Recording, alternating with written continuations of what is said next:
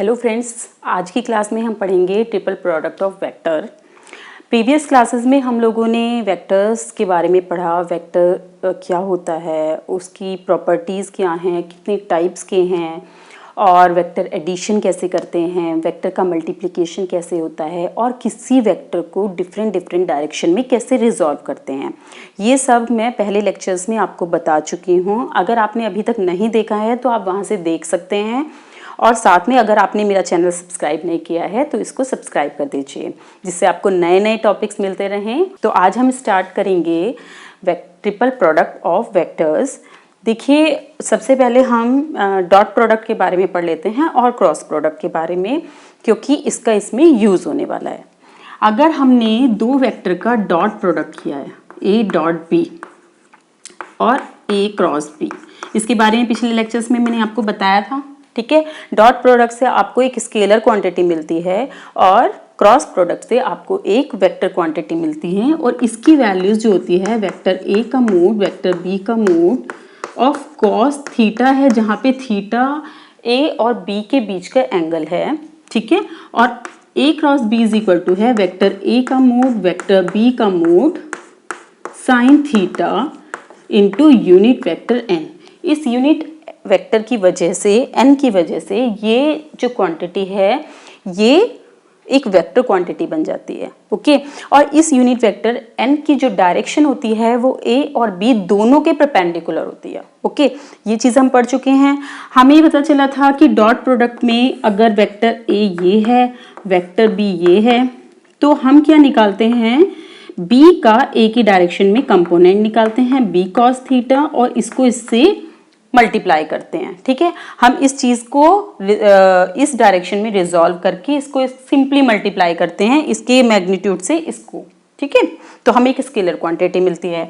और अगर हम क्रॉस प्रोडक्ट की बात करें तो एक पैरेललोग्राम जिसकी साइड्स वेक्टर ए और बी से दी जाए और इनके बीच का एंगल थीटा हो, तो ए क्रॉस बी जो है वो एरिया ऑफ पैरेललोग्राम को रिप्रेजेंट करता है। ये चीज़ भी आप पढ़ चुके हैं, क्योंकि यहाँ पे हम रिजॉल्व करते हैं b की इस डायरेक्शन में कंपोनेंट b साइन थीटा, और a के मैग्नीट्यूड को इससे मल्टीप्लाई करके निकालते हैं इसकी वैल्यू। ओके, ये हाइट को देता है, ये पैरेललोग्राम का एरिया जो है वो a क्रॉस b से दिया जाता है। तो इतना तो हम पढ़ चुके हैं। अब हम बात करें, अगर हम तीन वेक्टर को मल्टीप्लाई कर रहे हैं A, B एंड C, तो अब हम सबसे पहले देखेंगे कि क्या डिफरेंट पॉसिबिलिटीज़ बन सकती हैं इन तीनों वेक्टर्स को मल्टीप्लाई करने के लिए। देखिए, यहाँ पे हम डॉट प्रोडक्ट करते हैं तो ये B और C का डॉट प्रोडक्ट हुआ। इसमें हम एक पॉसिबिलिटी यहाँ पे डॉट लगा दें, सेकेंड हम पॉसिबिलिटी है हम कुछ भी ना लगाएं। ठीक है, और एक पॉसिबिलिटी है कि हम क्रॉस पुट कर दें इनके बीच में। ठीक है, और क्या और कुछ हो सकती है? नहीं। अब हम देखते हैं, अगर हम यहाँ B क्रॉस C कर रहे हैं तो A को डॉट प्रोडक्ट से करें, एक है A को सिंपली B क्रॉस C से करें, या फिर हम A को क्रॉस B क्रॉस C से करें। तो फ्रेंड्स आप ये देखिए, अगर हम B डॉट C से एक स्केलर मिल रहा है आपको, तो स्केलर मिल रहा है, स्केलर को जब आप वेक्टर से मल्टीप्लाई करेंगे तो डॉट प्रोडक्ट पॉसिबल नहीं है। तो इस तरह का कॉम्बिनेशन पॉसिबल नहीं है, वैलिड नहीं है कि इस तरह से कोई मल्टीप्लिकेशन हो सके। अब बात करें अगर इसकी, तो ये एक स्केलर मिल रहा है, इसको हम वेक्टर से सिंपली मल्टीप्लाई कर रहे हैं। दैट मीन्स कि इस वेक्टर ए का मैग्नीट्यूड इंक्रीज हो गया है इस स्केलर से। ये स्केलर आपका पॉजिटिव भी हो सकता है, निगेटिव भी हो सकता है, वो डिपेंड करता है थीटा की वैल्यू क्या है। ओके, तो ये आपको एक वैलिड मल्टीप्लिकेशन है, और इस मल्टीप्लिकेशन का नाम होता है ऑर्डिनरी ट्रिपल प्रोडक्ट। अब बात आती है इसकी। अब यहाँ पे आपको एक स्केलर मिल रहा है। ठीक है, ये स्केलर प्रोडक्ट है, और स्केलर प्रोडक्ट को अगर आप वेक्टर से मल्टीप्लाई कर रहे हैं तो क्रॉस प्रोडक्ट नहीं लगा सकते हैं, तो ये भी पॉसिबल नहीं है। अब बात आती है इसकी।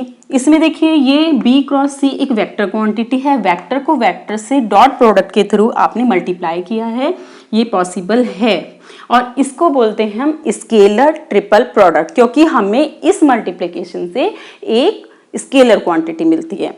ये वेक्टर है, वेक्टर के साथ डॉट प्रोडक्ट से आपको एक स्केलर मिलेगा। यहाँ पे बात करें वेक्टर की, वेक्टर के साथ ऑर्डिनरी प्रोडक्ट नहीं हो सकती है, तो ये पॉसिबिलिटी भी नहीं है। और इसकी बात करें तो इस केस में वेक्टर की वेक्टर से क्रॉस प्रोडक्ट हो रखी है, इसको हम वेक्टर ट्रिपल प्रोडक्ट बोलते हैं, क्योंकि इसका रिजल्ट एक वेक्टर क्वांटिटी आती है। ओके, तो हमें स्टडी करना है इन दोनों प्रोडक्ट को। ये सिंपली ऑर्डिनरी ट्रिपल प्रोडक्ट है, इसमें सिर्फ आपको मैग्नीट्यूड मिलेगा जिसकी डायरेक्शन एक ही डायरेक्शन में होगी। तो हमें बेसिकली इन दोनों प्रोडक्ट के बारे में डिटेल में स्टडी करना है। देखिए, अब पहले हम स्केलर ट्रिपल प्रोडक्ट के बारे में पढ़ते हैं। स्केलर ट्रिपल प्रोडक्ट बताया मैंने आपको, A dot B cross C। आपको मैंने अभी बताया था B क्रॉस C क्या सिग्निफाई करता है। B क्रॉस C बताता है एरिया ऑफ पैरेललोग्राम, अगर B और C उस पैरेललोग्राम की साइड्स को रिप्रेजेंट करते हैं और थीटा उनके बीच का एंगल है। ओके, ये हम पहले लेक्चर में पढ़ चुके हैं डिटेल में।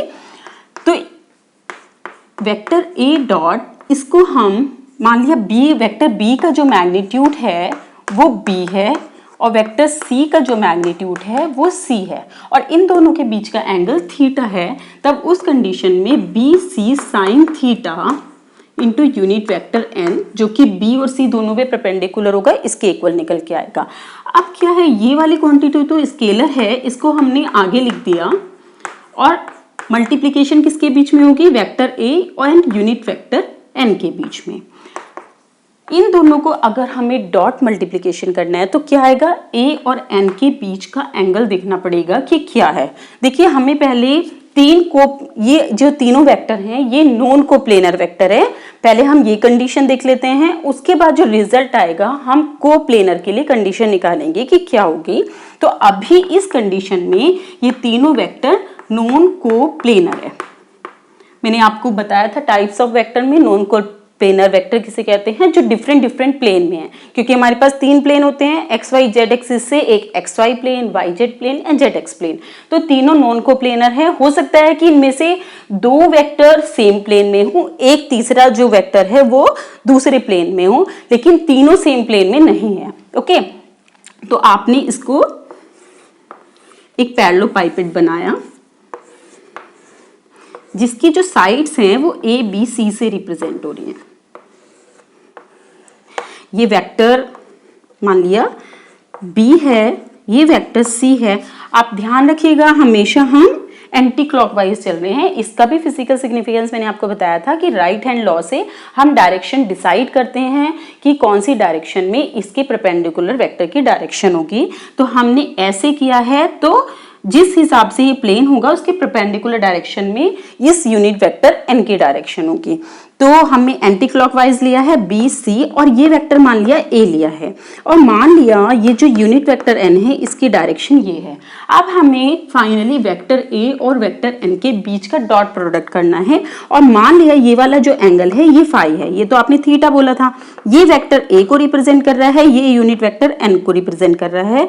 तो अगर हम A का इस डायरेक्शन में कंपोनेंट निकालें तो क्या हो जाएगा, A cos फाई। ठीक है, इसका A का magnitude cos phi.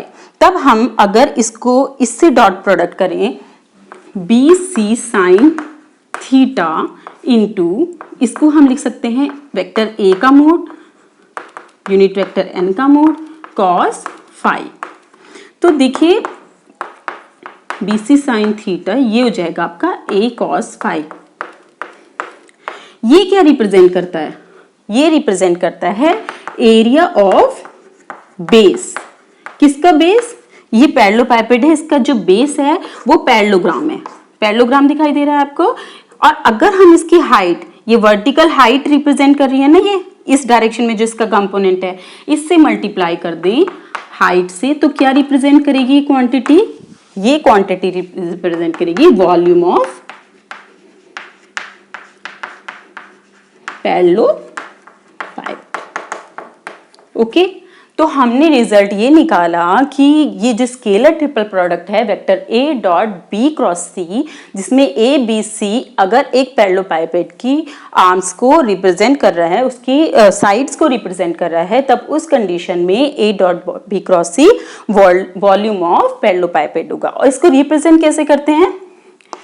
A dot B cross C को हम रिप्रेजेंट कर सकते हैं A B C से, ठीक है। इसको हमने एक ब्रैकेट के अंदर एनक्लोज करके इस चीज से रिप्रेजेंट कर सकते हैं। अब हम पढ़ने जा रहे हैं कि ट्रिपल वेक्टर की, स्केलर ट्रिपल वेक्टर की कैरेक्टरिस्टिक क्या है। ओके, तो अब हम स्टडी करने जा रहे हैं कि स्केलर ट्रिपल प्रोडक्ट की क्या क्या कैरेक्टरिस्टिक प्रॉपर्टी है। तो ये सब पॉइंट्स हम क्लियर करेंगे।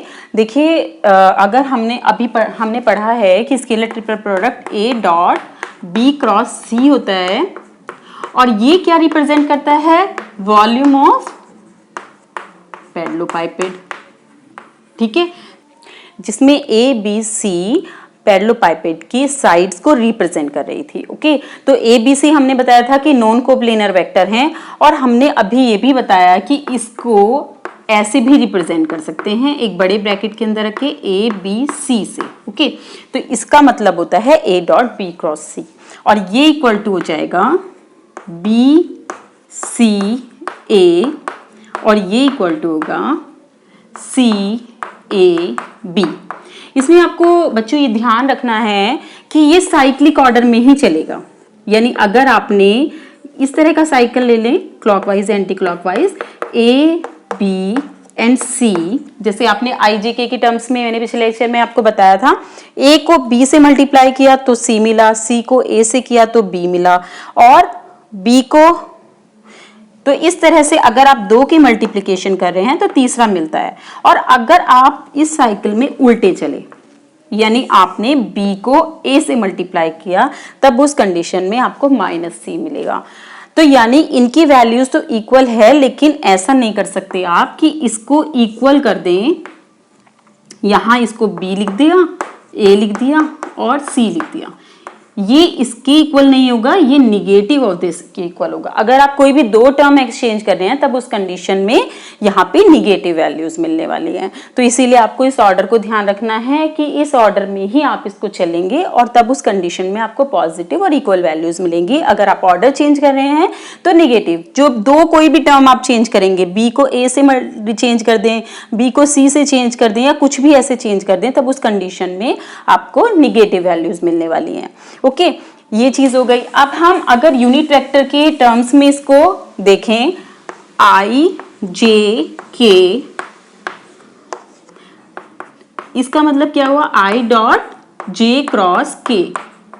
बताइए J क्रॉस K की वैल्यू क्या होगी? J क्रॉस K की वैल्यू होती है I, तो इसका मतलब I डॉट I। मैंने आपको इसमें भी एक साइकिल बना के दिखाया था, I J K। देखिए I को J से मल्टीप्लाई कर रहे हैं तो K की BC डायरेक्शन में है, तो K निकल के आता है। हमने यहाँ पे J क्रॉस किया है, J को K से मल्टीप्लाई किया तो इसी साइकिल में चल रहा है, तो I मिला है।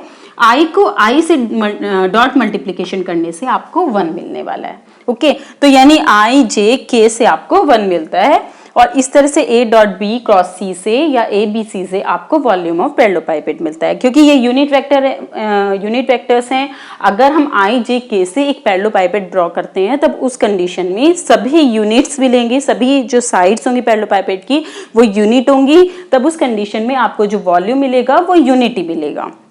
अब हम देख रहे हैं कि कंडीशन फॉर कोप्लेनर वेक्टर, अभी हमने लिया था ABC नॉन कोप्लेनर है, अगर ABC कोप्लेनर हैं, अगर कोप्लेनर हैं तब उस कंडीशन में आप देखिए A dot B cross C से, मैंने आपको बताया था वेक्टर A डॉट ये BC साइन थीटा होगा यूनिट वेक्टर N।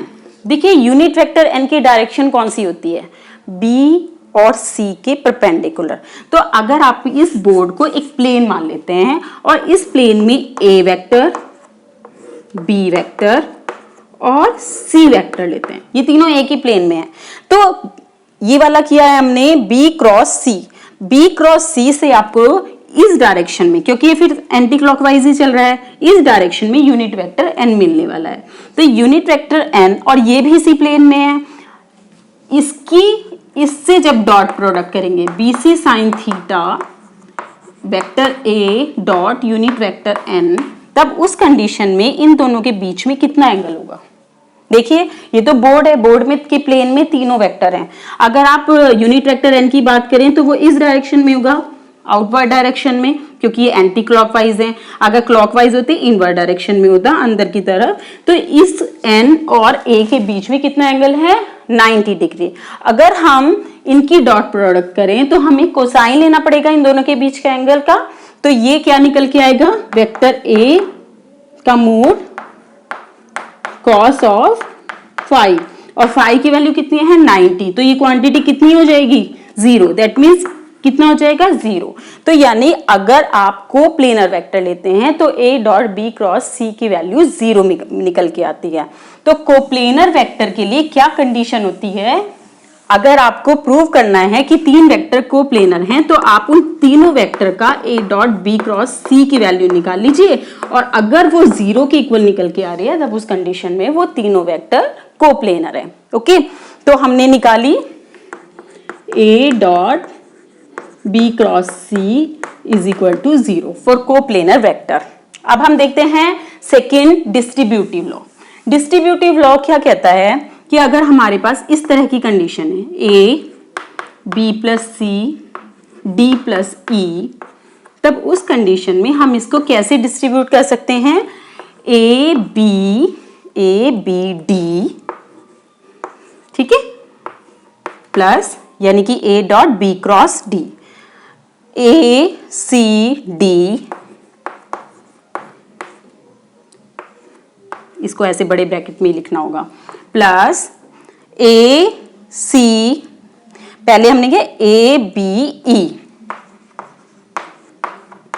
प्लस ए सी ई।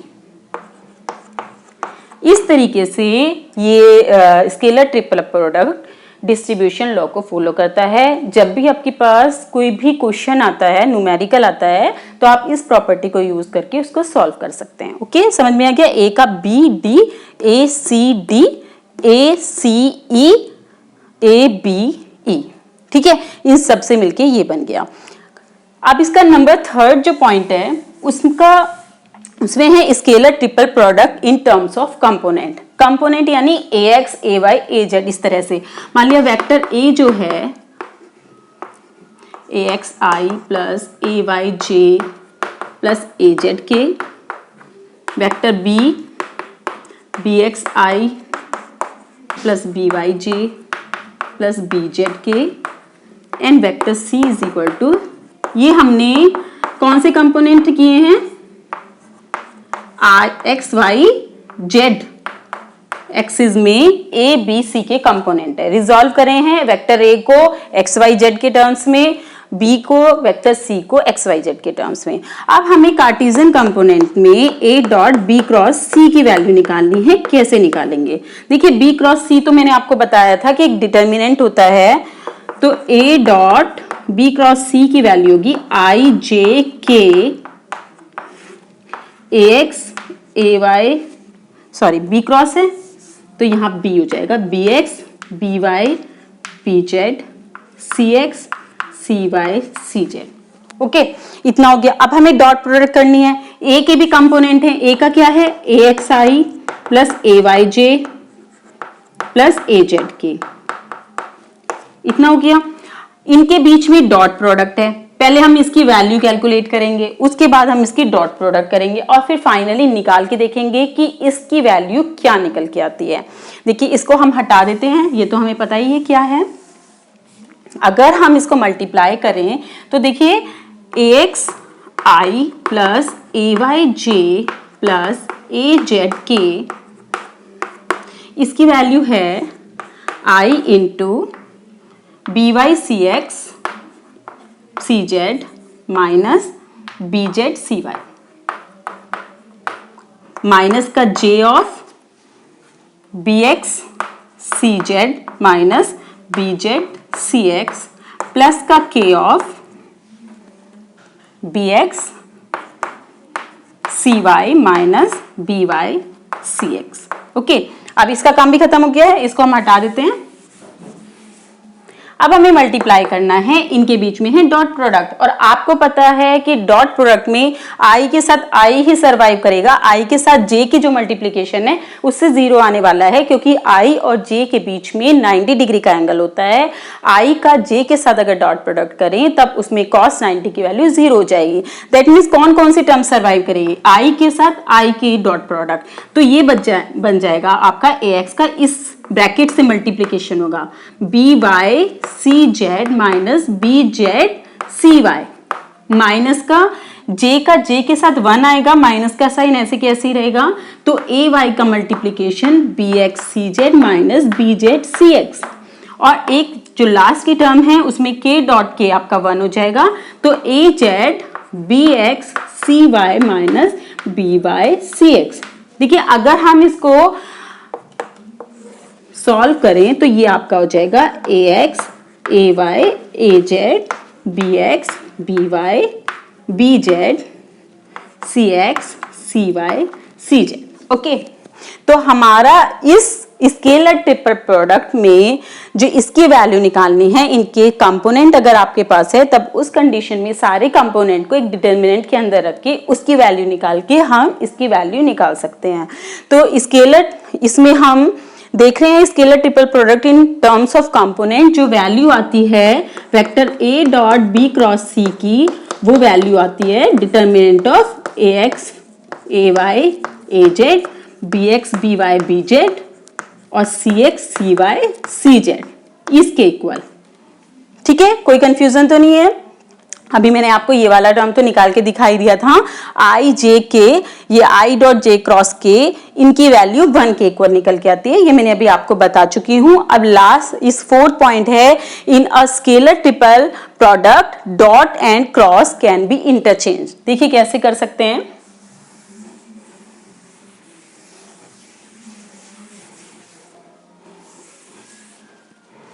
देखिए इसमें कहा है कि स्केलर ट्रिपल प्रोडक्ट में डॉट एंड क्रॉस को इंटरचेंज कर सकते हैं, यानी कि अगर हमारे पास ए डॉट बी क्रॉस सी है तो हम डॉट की जगह क्रॉस और क्रॉस की जगह डॉट को रिप्लेस कर सकते हैं। ठीक है, तो इसको कैसे प्रूव करेंगे? ये ए क्रॉस बी डॉट सी के इक्वल है, तो हम इसे क्या लिख सकते हैं, सी डॉट ए क्रॉस बी। कैसे? क्योंकि हमें पता है ए dot B cross C is equal to C dot B cross A, cycle बना के भी दिखाया था, इज इक्वल टू है B dot A cross C cross A, इसके इक्वल होता है। अभी बताया था हमने कि ये तीनों इक्वल होंगे अगर आप साइकिल में चल रहे हैं, तो उसके अकॉर्डिंग इसको हम लिख सकते हैं A dot B cross C को सी डॉट ए क्रॉस बी। तब हमें पता है कि जो डॉट प्रोडक्ट होती है वो कम्यूटेटिव लॉ को फॉलो करती है, यानी कि vector A dot B is equal to vector B dot A होता है। ठीक है, तो हमारी उसके अकॉर्डिंग इससे लिख देंगे आगे की साइड डॉट सी, तो कम्यूट कर रहा है ये। देखिए इसके अकॉर्डिंग क्या हुआ, हमने डॉट की जगह क्रॉस कर दिया, क्रॉस की जगह डॉट कर दिया। बात से सिंपल 2 स्टेप में होना है ये। A dot B cross C को लिख सकते हैं सी डॉट ए क्रॉस बी, क्योंकि अभी मैंने बताया था साइक्लिक ऑर्डर में है, ए डॉट बी क्रॉस सी को सी डॉट ए क्रॉस बी लिखना है, और उसके बाद ये दोनों कम्यूट करेंगे क्योंकि ये डॉट प्रोडक्ट है, तो ए क्रॉस बी को आगे लिख दिया, सी को इधर लिख दिया। ओके, तो इससे हमारा निकल के आया है कि डॉट को क्रॉस से और क्रॉस को डॉट से हम इंटरचेंज कर सकते हैं, यानी डॉट और cross can be interchange. Okay, अब हमारा लास्ट पॉइंट है ए dot A cross C is equal to 0। इसको कैसे प्रूव करेंगे? वेक्टर ए डॉट ए क्रॉस सी की वैल्यू क्या होगी? देखिए मैंने अभी आपको प्रूव किया है कि vector A cross vector A dot C ऐसे लिख सकते हैं इसको, क्योंकि डॉट और क्रॉस इंटरचेंज हो सकते हैं। और ए क्रॉस ए की वैल्यू कितनी होगी? दो सेम वेक्टर्स का अगर क्रॉस मल्टीप्लिकेशन करते हैं तो आपको मिलता है साइन थीटा, और साइन थीटा साइन 0, क्योंकि दोनों के बीच का एंगल तो 0 होगा। तब उस कंडीशन में ये वैल्यू हो जाएगी 0 और इस पूरे की वैल्यू हो जाएगी 0। तो हमने प्रूव कर दिया S, ठीक है। तो इस तरह से स्केलर ट्रिपल प्रोडक्ट पे बहुत सारे क्वेश्चंस हैं, उनको हम सॉल्व कर सकते हैं। जो जो आपकी प्रॉब्लम है वो सब आप मुझे कमेंट बॉक्स में लिखकर भेजें। जहाँ पे भी प्रॉब्लम आती है वहाँ पे मैं आपकी सॉल्व करके वीडियो बना के दूंगी, या फिर आप व्हाट्सएप भी कर सकते हैं, उस पर भी मैं दे सकती हूँ। नेक्स्ट लेक्चर में हम वेक्टर ट्रिपल प्रोडक्ट के बारे में पढ़ेंगे और उसकी कैरेक्टरिस्टिक को पढ़ेंगे। Okay, thank you.